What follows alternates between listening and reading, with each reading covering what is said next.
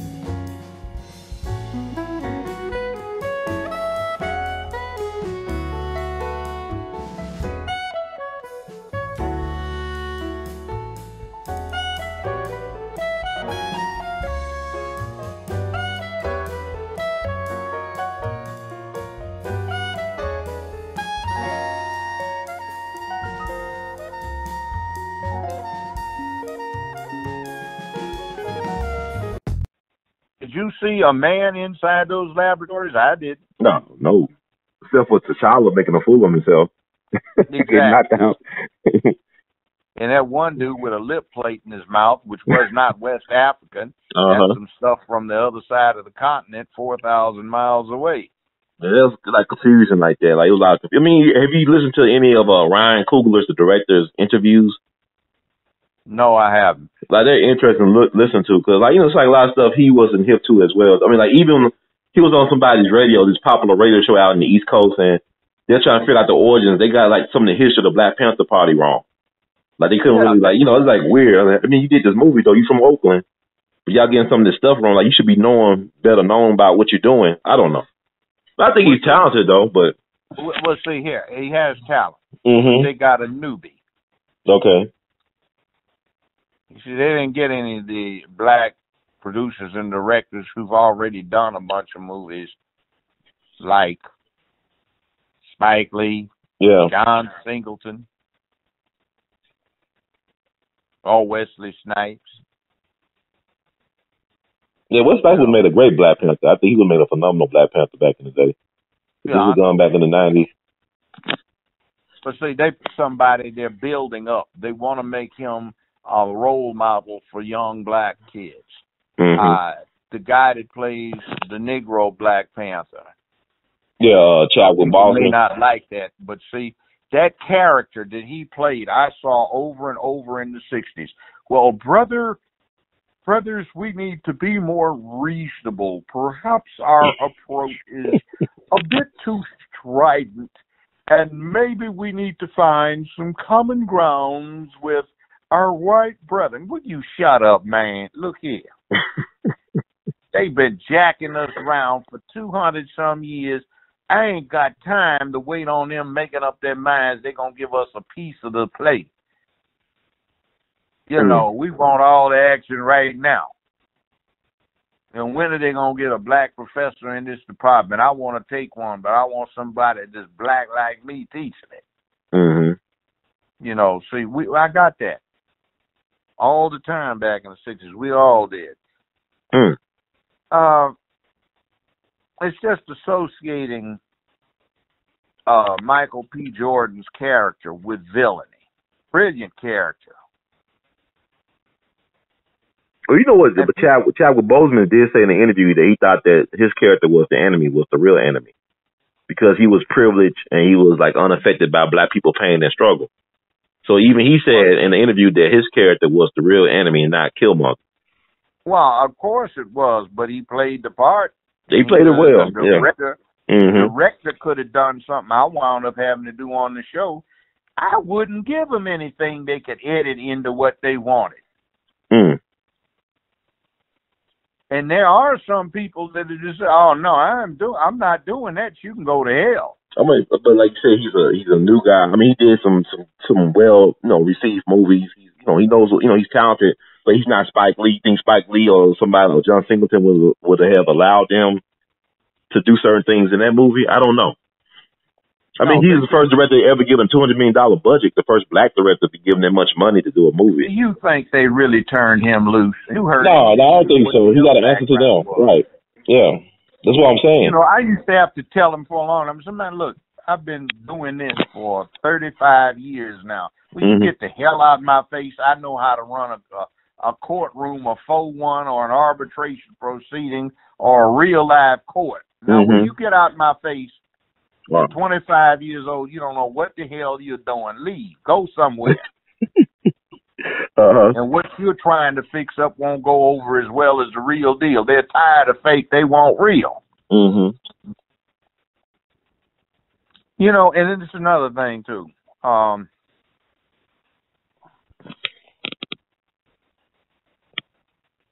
They've got us, the black audiences, cheering for the defeat of a type of revolutionary militancy that we ought to be supporting as a people at all cost. We're being, instead, it's like we've been propagandized to cheer for and ideate essentially every negative that has been historically applied to our subjugation and control. Every matriarchal, feminist abomination has been masterfully packaged to elicit audience approval and compliance. And then did you get the image of the pimp preacher? Yeah. The deacon's board. Such few blacks they had looked like a deacon board sitting up in the church pompously figuring out how they're going to split up the money. Yeah. I mean, because it's kind of weird. It's weird. Go ahead. And then 35, 40 years ago, I used to represent a lot of pimps and hoes for real. And I swear to you, they had homeboy, moderate Panther, sure enough looked like he was a pimp stepping into the club with some of his hoes.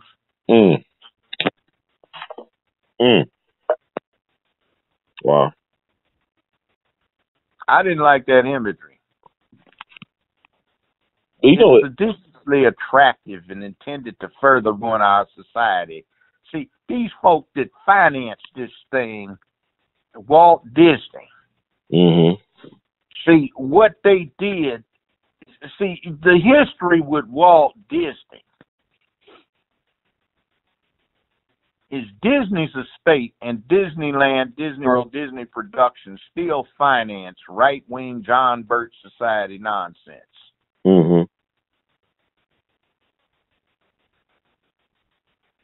Walt Disney was a racist. Disneyland opened up in Anaheim, California in 1954. They didn't hire their first black employee until 10 years later, and I saw it. It was brother that was wearing some high-waisted black Frisco jeans, no shirt, a black vest, with a red bandana tied around his head, tap dancing while he shined shoes on Main Street. Wow. 2 years later, they hired 7 people who were UCLA classmates of mine to be ticket takers. Those were the first 8 folks that they hired. And if you want to see something about Disney, look up Uncle Remus. See, Disney had that on the Mouseketeers all the time, and on Disney came on for an hour on Wednesday night. And Uncle Remus was a slave, and it was a real person, an actor. And they had cartoon animals in there, animated. And the theme is that our niggers are happy being slaves, and these Union folk are invading the South trying to take their happy-go-lucky life away from them. That was the theme of Uncle Remus. And they had rabbits, Burr Rabbit, and all the rest of them. They were jumping around and singing zippity-doo-dah, zippity-day. My, oh, my, what a wonderful day. Plenty of sunshine hitting my way, and Uncle Remus would be just strolling along, jitterbugging, while he was such a happy slave. He won an Oscar for that role too. The guy who played Uncle Remus won an Oscar for that. Yeah, and then you have to get the context of why did they give the Marvel thing to Disney instead of Paramount? That's because Disney got a $680 million judgment taken against them for punitive damages. That judgment was what the appellate court awarded. The Supreme Court said, we approve the judgment. That's it. Walt Disney's going broke. So everybody chips in to save Disney from the consequences of their wrongdoing. And I have seen the stockholders' newsletter for Viacom that controls Paramount. Mm-hmm. And they were saying they can get the African Americans to come out in mass in record numbers to get the money to help out Disney. And see, anything left over past a certain amount is going to Paramount. Wow. Like you said, man, it's boys' club. I mean, they take care of their own. We got ripped. We got brought in and propagandized negatively, and we bought it. And the movie already made over $1 billion, so you can tell how much money it's going to make in the end. I mean, well, it's already made over $1 billion. When you're talking Hollywood, there never is a net. Nothing has net. That's why they always talk about gross. Mm-hmm. The way they work it, they get unadjusted gross, specially adjusted gross, and depending upon who you are and what your deal is, that's where you get the cut out of some form of the gross before they get down to the net. Net is always zero or a minus. So there's like retails for suckers. Yeah, in other words, if they've got any money left, they will pay out a whole bunch of bonuses to executives so they come up with an intentional negative. Wow. That is insane. Like, a lot of us don't understand that. Like, somebody pointed out, in the interview we did, you talking about Wesley Snipes about the real, how Hollywood really works. And somebody had a cartoon clip they posted on that video from Freakazoid, where he tells the person in the cartoon, you get the gross, not the net. I mean, it's a cartoon and you know this. When you're doing the movie, it's the gross, not the net. You ask for the cut of the gross. I mean, I thought that was hilarious, but it's so true. It's Freakazoid. This cartoon, I think Warner Brothers made with the Animaniacs and stuff. Came out like 20-some years ago. Yeah. See, but you mentioned something. Okay, the guy that plays the moderate Negro Black Panther, and I say that because in my mind's eye, it's just absolutely what I saw 50 years ago. There were always the moderate Negroes against the angry black militant. That's what Malcolm said. Yeah, they always got to put somebody up against you to counter your argument. Yep. Now, 1970, I think it was 72, you got this movie Superfly. Yep. Prior to that, black people were wearing dashikis, afros, trying to front off with being Afrocentric, talking about power to the people, holding up the fist. And then 6 months after Superfly got out to these huge audiences, then you begin to see folk processing their hair again, trying to deal, man, I got to go move some of this coke, man. That's some heavy stuff, man. That's the thing, man. Hey, money to be made, ladies to be played, gold to be worn,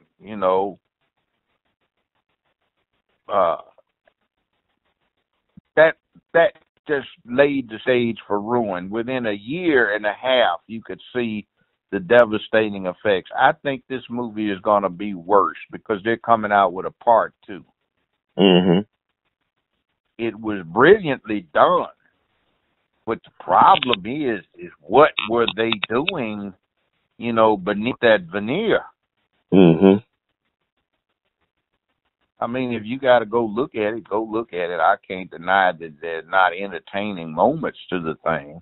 Mm-hmm. It's just you need to be sure you understand what the message is, and you also need to be sure you want to provide Walt Disney with a benefit, to get them out of the punitive damages and actual damages for their wrongdoing. And then there's another thing on that. You remember the movie Malcolm X with Denzel in it? Yeah.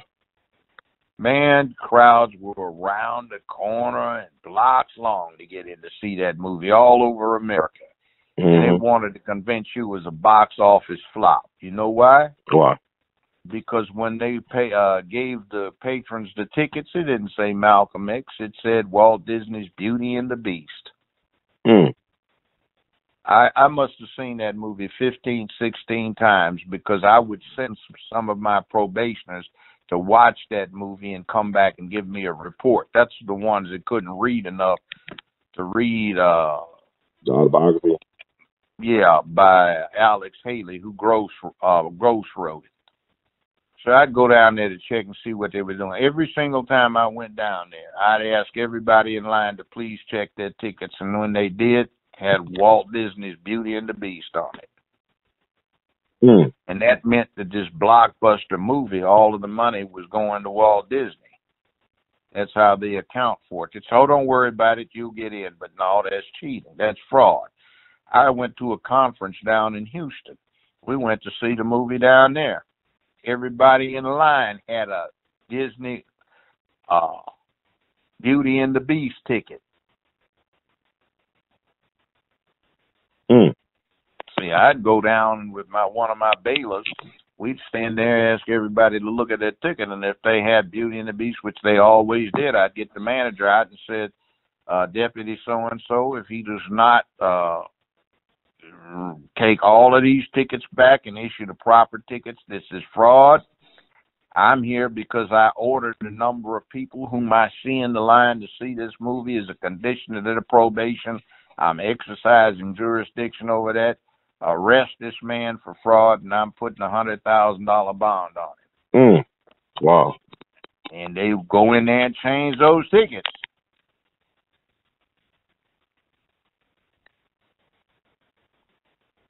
The movie, one of the movies was worst offender. Well, every time I went there, they did it. Was this one that used to be on Highland and Poplar in Memphis? It's closed now. Yeah, that's why I saw Malcolm X. Yeah, we saw it. We saw it back in the early 90s. Yeah. So it was actually doing that. I didn't pay attention to my ticket at the time, like maybe 11 or 12 years old. I didn't pay attention to it.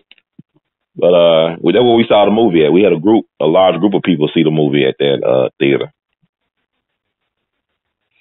Yeah, that's the thing.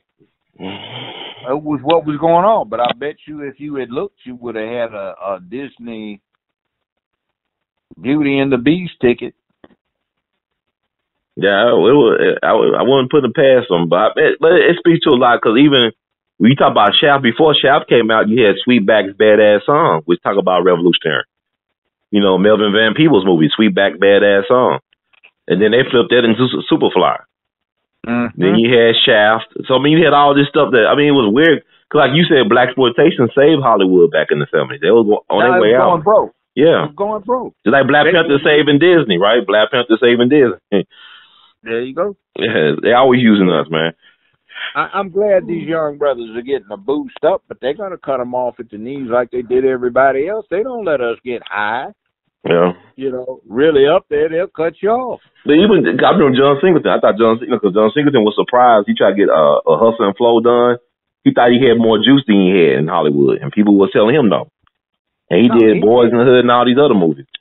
Yeah, and they were good movies. Yeah. You see, he actually was saying something, and Hollywood said, okay, let's see what we can get off of the distribution. Said, okay, guys, we're going to have to bite the bullet. We can't let this nigger get but so much. See, that's Hollywood. It's one of the most racist institutions I've ever had to work around.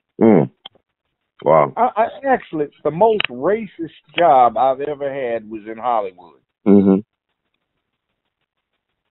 Wow. And there's a really thing. Look, okay, I went to UCLA Law School, graduated at the top of the class, okay?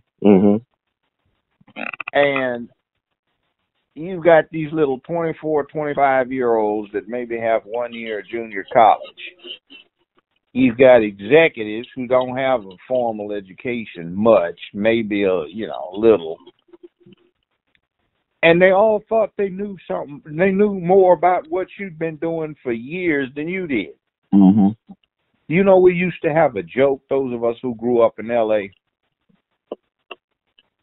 And when we run into each other now, we ask the same question and get the same answer. Man, have you ever run into a white dude out here in California that'll admit you know anything you know better than he knows? No, I haven't seen him yet. How old are you? I'm 54. How old are you? 63. How old are you? 72. You seen it? No, I haven't. They have no respect. You go into these studios, and there are no black people. Now, this is a black judge, me, and I'm hollering about my staff. I've got 2 black folk working, 3 black folk working on my staff out of about 50 people. How many people, Judge? Out of about 50. Wow. And I'm trying, and they're giving me a hard time about hiring somebody. I said, look, I'm the star of this damn show. You get me some black people up in here. Mm-hmm. But they'd go around and hire some 24-year-old's cousin who was 22 to write. I said, wait a minute, why you hire that? What in the hell do they do? They're expendable. I'm the star. I'm your #1 grossing show. So you want to go in and let your little 25-year-old get somebody hired, and I can't even get, not just because I know them, but because they would help this operation out. You don't listen to me?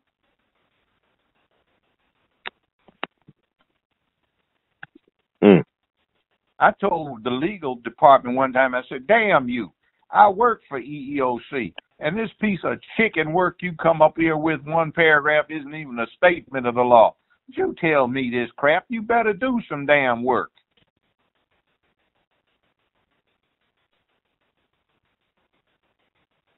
Well, yeah, I said, how old are you? 27. How long you been out of law school? 14, 15 months. Damn you fool, I've been practicing 30-some years, 35 years. This is not the law, and I used to work for these people. Mm-hmm. And they want to argue with you. Funny. I had to go over to the legal department. These little bozos overlooked the fact that they had a thing they'd already taped and done that their predecessors were done, with 2-hour course that they made all of the executives take online. Here it is right here.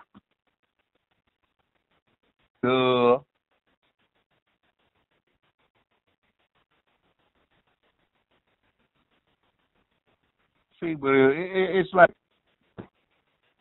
you know, I'm old school. I just don't like certain things, you know.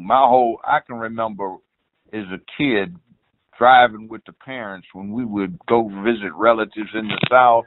Mm-hmm. You didn't drive in daylight.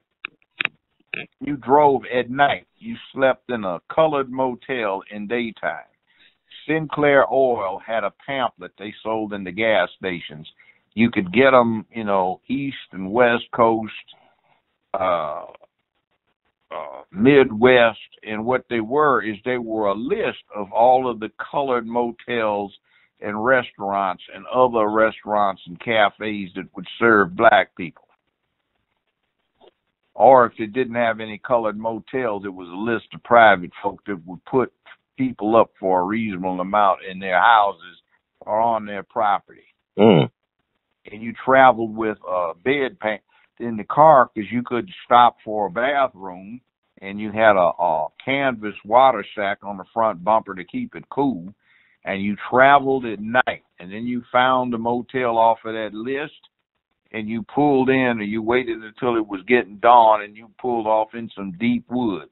Mm-hmm. Wow. Dad would sit up and watch till everybody took a nap. Then when my mother would wake up, she would watch, ready to shake him awake, keys left in the ignition, ready to take off. You didn't want to run into the local Southern law. Mm-hmm. So you got within 25 miles of your destination. All right, boy, what you doing driving this big fancy car? Who you work for, boy? Wow. Oh, you going to see Mary? Oh, hell. You one of her kinfolk? That's all right then. You go on down here. Officer Tompkins going to stop you a few miles up. You tell him you've already talked to Officer Jackson. It'll be all right. Yeah, Mary used to come clean up our place all the time. She good colored. Mm-hmm. See, that was a reality. Mm. Wow. See, and I remember that. I can remember bricks got thrown at the car, and I can remember on one occasion when that civil rights stuff was going down in the late 50s, we got shot at 2 or 3 times. Mm-hmm. I remember one, 38s I found out don't go through windshields too well because one of them ricocheted off the front windshield and it wound up falling onto the hood. Didn't crack the window at all, but it hit it. Wow. Yeah, it was interesting stuff. Interesting stories. I forget about most of them, but it is what it is. Right. So it's like when you grow up looking at this stuff, you can see you were there for the evolution.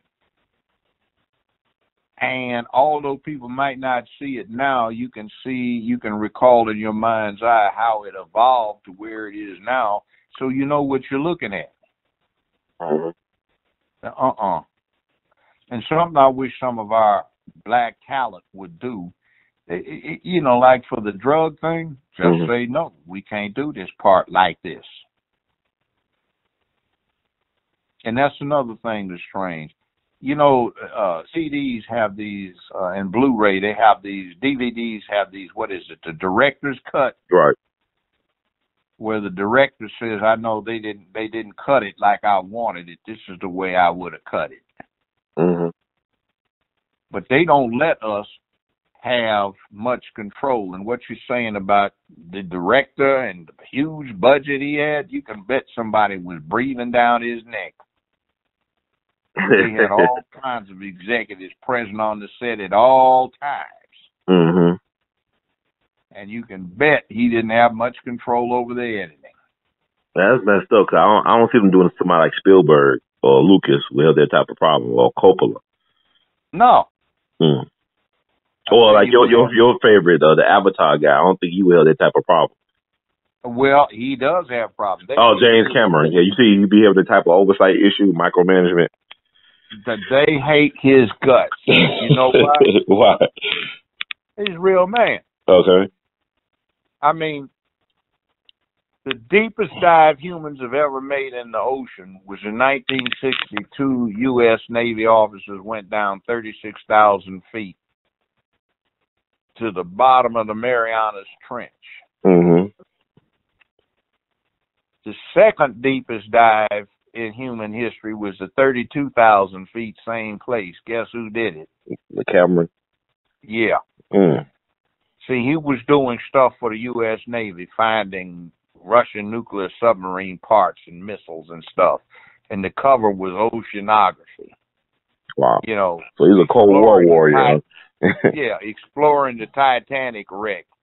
Mm-hmm. Exploring the Bismarck wreck. That was all cover for stuff he was doing for the Navy.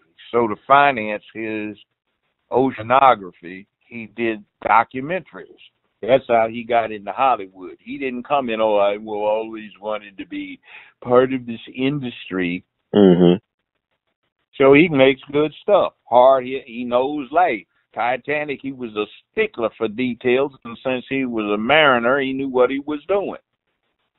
Mm. So Avatar, he came up with some new breakthroughs. Like you didn't have to go back to the lab to put in the special effects. Those went in automatically to the tape as you were shooting the scene. Mm. Wow. It was like you did the scene and they'd have a screen where one half of it is what you're looking at on the set, and the other half you're looking at the jungle on this planet at the same time they're shooting it. Mm.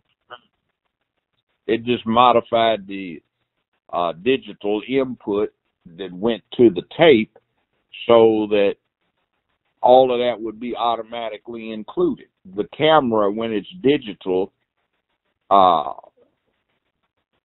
gets a digital signal that it thinks is what's really on the other side of the lens.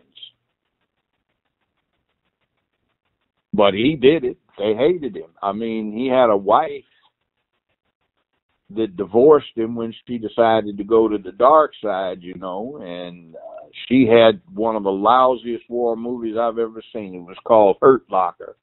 One movie of the year. Avatar for Best Picture of the Year. So what did they do? Did they give the all-time highest grossing movie in motion picture history the movie of the year? No. They gave it to Avatar. It didn't even last a week before it went Blu-ray and DVD. That's playing it now on Comcast. Nobody looks at it because it's a lousy movie, but they rewarded her because she went to the other side. Yeah. You see Avatar, it's on somewhere right now playing somewhere in the world, Avatar. Yeah.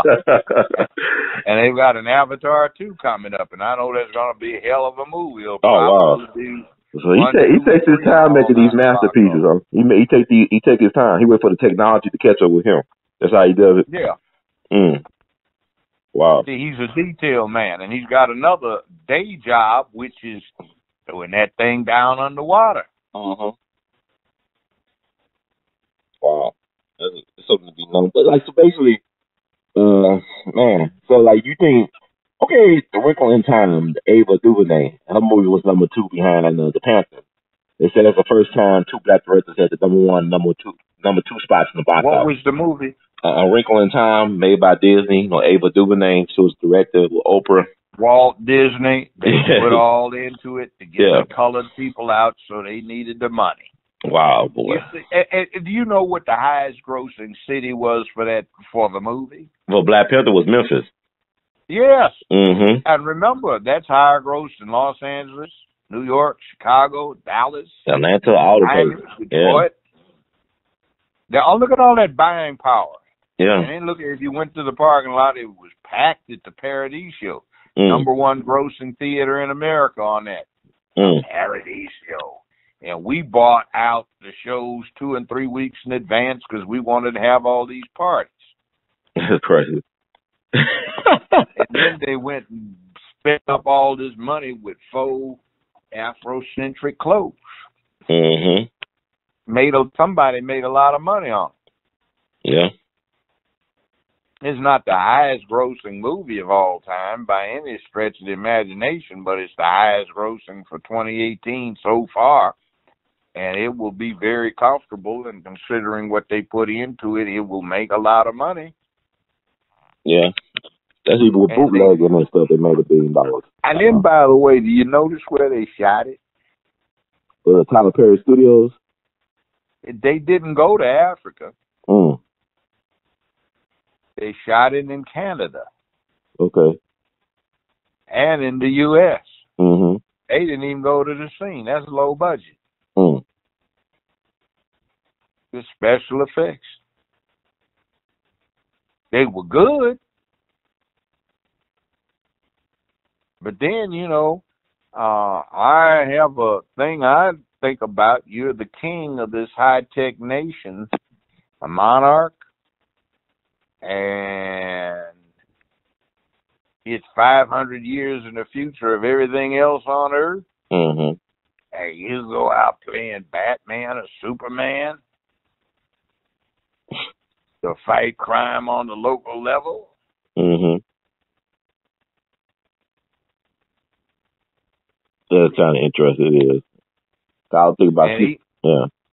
And remember, Batman, who is the wealthy Bruce Wayne, where does he fight crime? Where he lives. Right.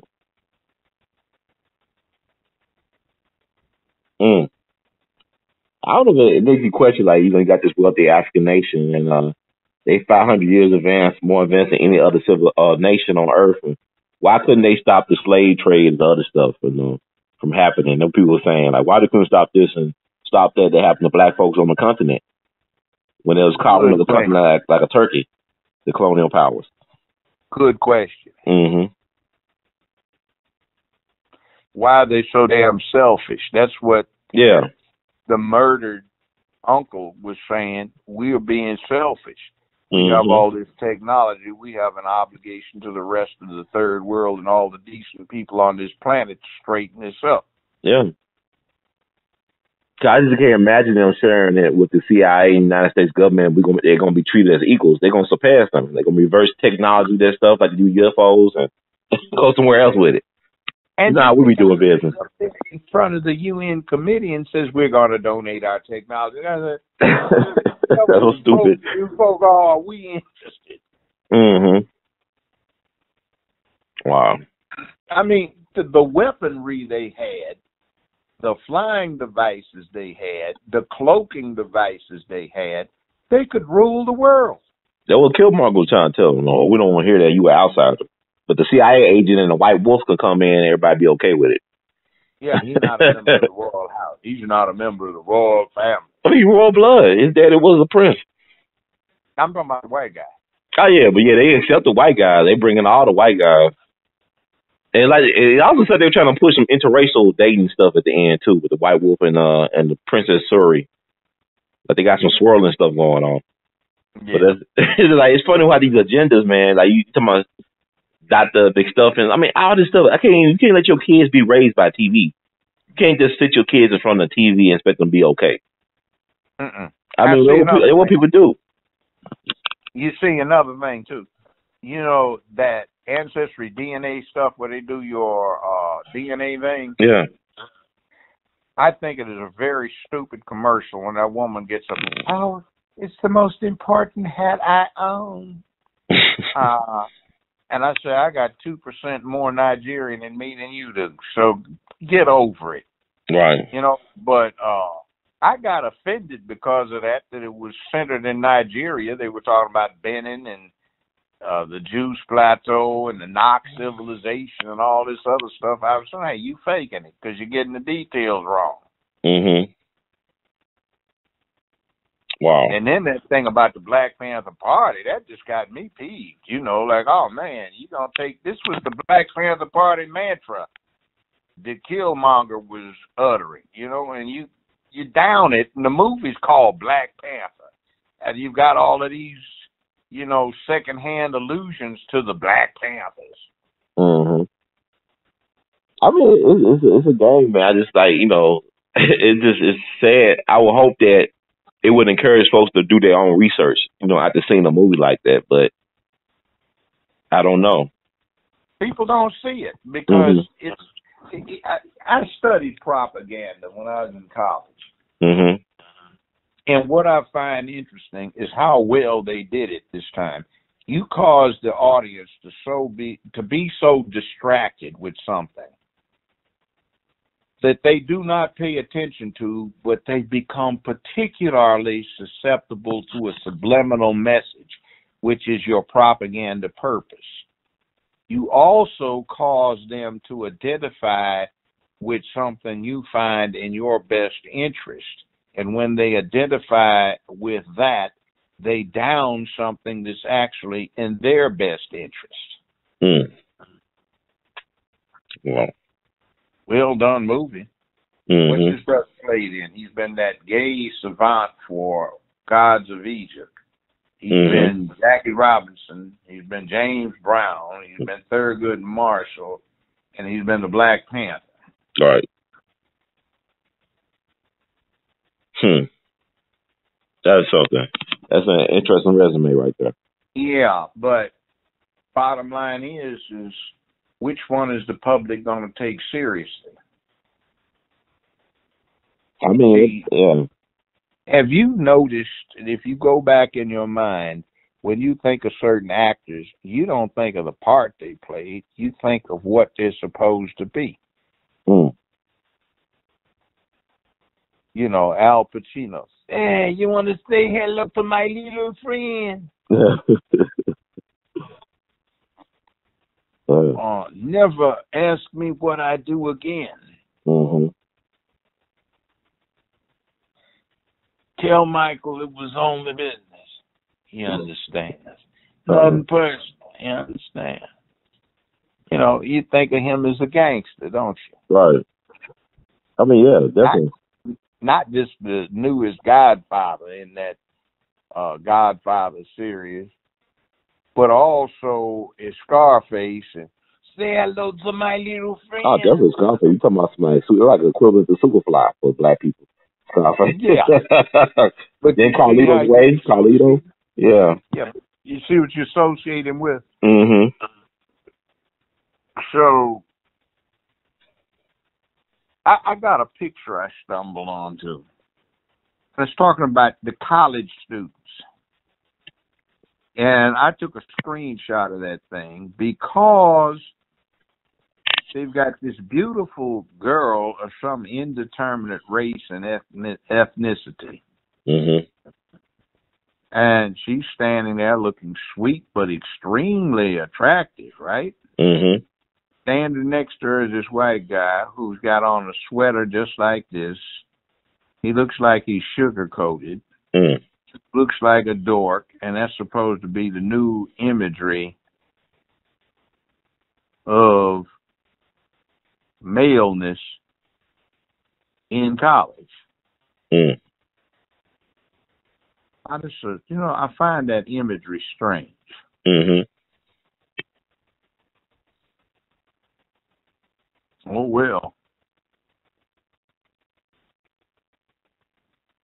However, I'm just waiting on the next stuff they come up with. I'm not down in Marvel because they came up with, black roles that weren't embarrassing for black people back in the 50s, Yeah. in the comic books. That's, it is what it is.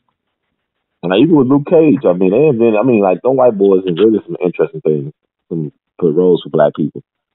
Because I know people went crazy over Luke Cage. Have you seen that yet on Netflix? No, I haven't. Yeah, you might want to check that out. It's interesting. I mean, he's a masculine black dude, an alpha male, I guess, to a certain degree. I mean, all the women that he worked with, he ended up smashing or whatever. But it's fascinating in the era of Me Too that this guy, all the women that out his collaborators, he ended up sleeping with or something. But it's interesting. Yeah, I mean, that hashtag Me Too thing is interesting. I'm looking at this from off at a distance right now. Mm-hmm. And if I was somebody young, you couldn't get me to train women on a job because of that hashtag thing. Yeah, I wouldn't work with one on a job because of that hashtag Me Too thing. Mm-hmm. I was a Boy Scout and Cub Scout master for a long time. You couldn't get me into scouting now that they put little girls in there. I'm not going to get caught overnight as the only adult being a male with a bunch of little girls. No way. I'm no fool. Right. It's unfortunate how things are coming out now. You can't look at things as innocent. By the way, there was a whole thing that Boy Scouts used to have about the boys until they get 7, going on 8. They're receptive to women, so they have den mothers. Then after that, they want to make it exclusively masculine, so boys are starting to get very receptive to masculine influence by the time they get 8. So the idea is to toughen the boys up, give them man training. Mm-hmm. You can't do that in an environment with a bunch of little girls around. Mm. So now they invited girls into the Boy Scouts. What happened to the Browns and the Girl Scouts? Mm-hmm. Wasn't that enough? Wow. Yeah, well, why would they want to cross? You got the Girl Scouts. They make some wonderful cookies. Why would they want to cross over to the Boy Scouts? Yeah, the cookies are good. Yeah. Those chocolate mint cookies are pretty tough, Oh, yeah, I like them. That's one of my favorites. But what do you think about, you look at the WNBA. I mean, I don't even look at women's basketball. I'm going to be honest with you. I'm not excited about women's basketball. But the fact that it still continues, but it's not getting a lot of attendance, my understanding, it's not very popular. Like you look at the NBA. I mean, it's something about, I really look at the men play basketball than the women. I know this kind of awful. I even look at that. I can't tell the boys from the girls from the rear. Yeah, I heard about it. I want to ask you about that. It was a WNBA star that came out recently talking about how her experience. 90% of women are lesbians. Yeah, she was talking about she was heterosexual. Yeah, she was heterosexual, but she felt like she was being targeted by the league for being heterosexual. Yeah, she said they used to trip her, deliberately punch elbows into her. Yeah. I got that same kind of thing when I was out in Hollywood about that. Mm-hmm. Look at. Let me read you a letter to show you what that side of things is about. Okay.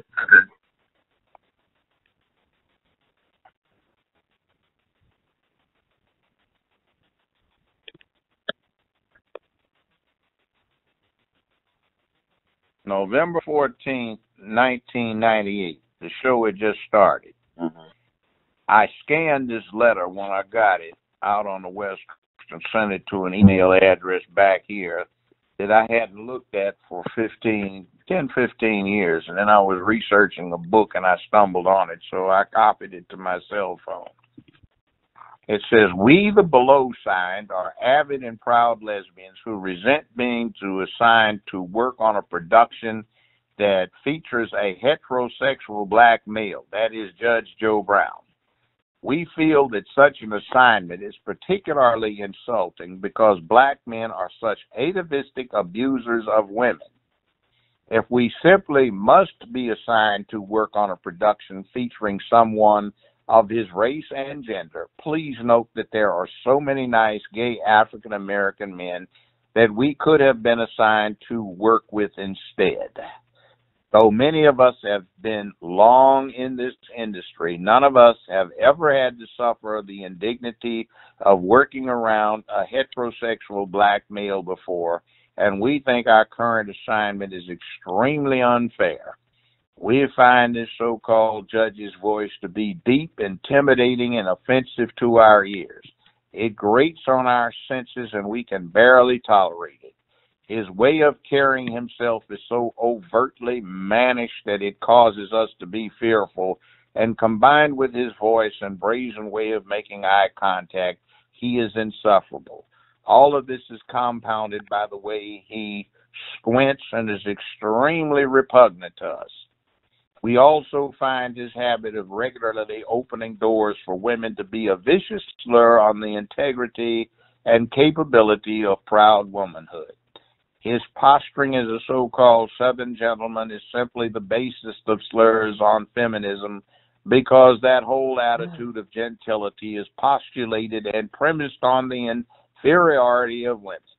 Such hypocritical deference as they claim to affect is predicated on a presumption of our intrinsic inferiority. His habit of always wearing expensive suits, shirts, and ties we find to be disgustingly pretentious and demeaning and in keeping with pretensions of gentility. We therefore demand that he be severely reprimanded for his chauvinistic insensitivity or be terminated. At the very least, he should be kept off the lot unless absolutely necessary in order to minimize our exposure to this offensive male creature. We further demand that we be spared the repugnant necessity and indignity of working with him or any other black males who are heterosexual." Wow. Now, that's about the most insulting thing I've ever had in my life. I had just been out there 2 or 3 months the show had started. And that's what I had to deal with almost every time I went in the studio for 15 years. Mm. And, I just said, you can go to hell. I'm not going to stop opening doors for women. I don't know whether I'm running into one of you or some woman who would appreciate it. By the way, if you don't like it, please wear a sign around your neck when you're around here. I am the boss, so to speak, so drop dead. Mm-hmm. But you see, that's the kind of atmosphere. But that doesn't get played. But that's Hollywood. You notice some of them have been in the industry for 30, 35 years, and they never had to work around a straight black man. You notice they call us straight back males, but nice homosexual black men. Mm.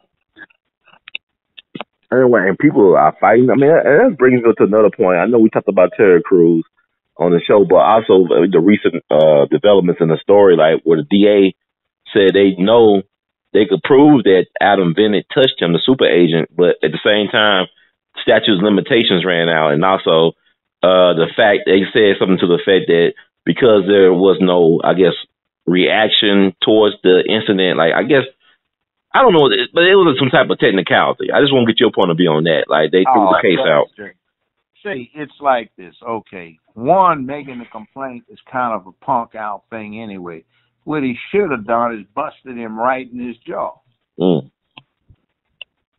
I know some people that were making it big in Hollywood, and somebody tried to do that. Didn't even come up that way, busting them across the head. They got blackballed, waited some years later, and came back in, but that is what they did. Mm-hmm. But does it also say the fact? I mean, you got some people that have been abused, men by women and men. You have some victims of male who have been abused by people. Do you think that this will stop them from coming forward? I'm looking at right now. I'm 70 years old. Anybody did that to me, I'm punching them in their mouth. Right. And claiming temporary insanity. And no question about it. I just think it's interesting. Like, there's no country for black men. It's like there's no place for a hetero black male to be able to succeed. There are very few that work in that industry. Yeah, that's what I'm getting. That's what I'm looking at. I just don't see how you can make it as a straight black man in Hollywood. I used to I wouldn't go to the parties, and I'd come up. Look, we can, forget that we have left South Central L.A., and I can revert. I haven't forgotten how.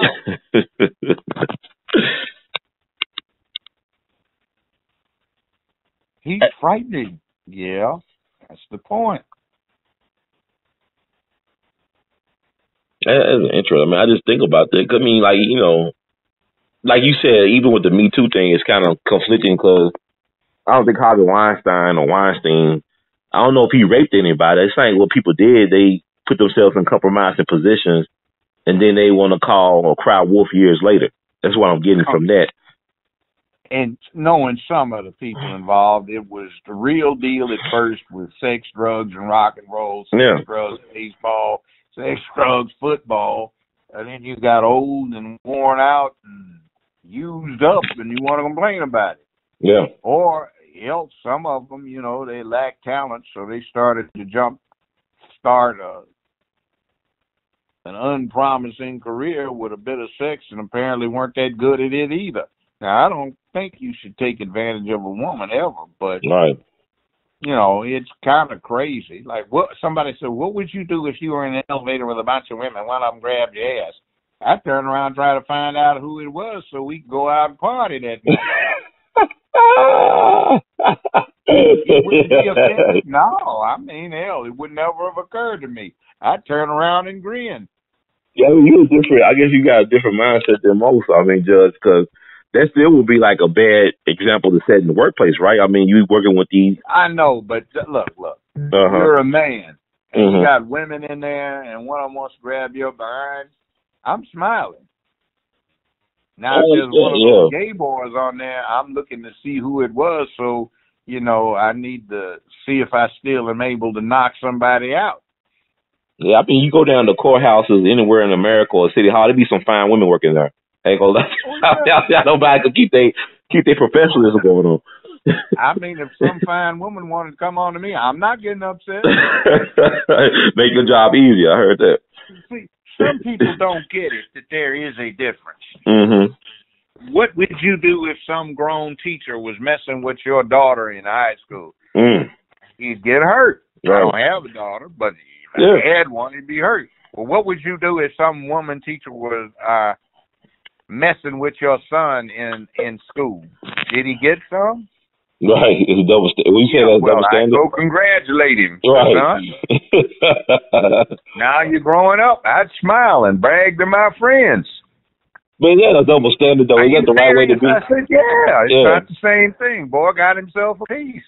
But you don't think it can affect the person psychologically, like if you're a young person not really ready for that type of, because these women now, I mean, I look at some of these teachers get in trouble, these female teachers. I'm asking myself, where were these teachers at when I was growing up? They were some fine teachers. They fine people. What's wrong with them, though? I'm saying they fine, but they not predators, too? Messing with underage boys? Well, I don't care. I mean, I wish they had had something like that when I was coming along. But what's wrong with them? Is there anything wrong with the female teachers for, like, pursuing these young people? Well, here's what it is. Okay, tell me. See, the way things are going now, there's a real schizophrenic thing going on for the women. They're women, so certain things appeal to them, right? Men, it appeals to them. But they've been taught that to be turned on by these things is demeaning, and this other stuff is what they ought to be turned on to. So when they find that they get the other stuff, they aren't turned on by it. But what happens is, see, if they deal with a boy, this boy is non-threatening. You see this thing about the babes dating guys that are 10, 15, 20 years younger. Yeah. They want a boy toy. You know, I was sitting in a lounge at an airport. It was Detroit, right outside of Detroit some years ago. And there was an Ebony magazine, and it had an article in there written by a black female PhD. And it said, girls, you should try a thug. They are so exciting. Raw masculinity. But because you pay the tab, you pay for the ticket, you pay for the check, you're the boss. All right. You pay the cost to be the boss. So you can enjoy it when you want. It's so much better than getting one of these macho men who tries to act like this, and he pays the tab. If you pay it, you can cut it on and cut it off. I thought it was sick. So girls, try a thug. Wow. What about the women? I know I met some women. They are very educated and they achieve and all that, but they can't find a man. They good looking women, but they single and they professional. They got what's up with them? Well, if you could hang around with them for a half hour, you might see what's wrong with them. Fuck you said that. There's a lot of them. I mean, even in a place like Memphis, you got a group of those type of women. They battle on Atlanta or any place you can name. See, there's another thing. I'll be honest. I feel sorry for some pretty women sometimes. Some guys are so scared of them, they're afraid to talk to them. So pretty women have all of these self-esteem issues that ordinary women don't have. See, I guess when they really have something going on, you know, it's like worth the time to perfect it. So they're always looking in the mirror. They're used to people looking at them in a certain way, so when that way deviates just slightly, they're nervous. They don't understand the whys and wherefores. So they tend to be insecure. I tell a young man like you, I said, man, look, don't get with the plain ones. Go find the fine ones. They're actually easier to deal with.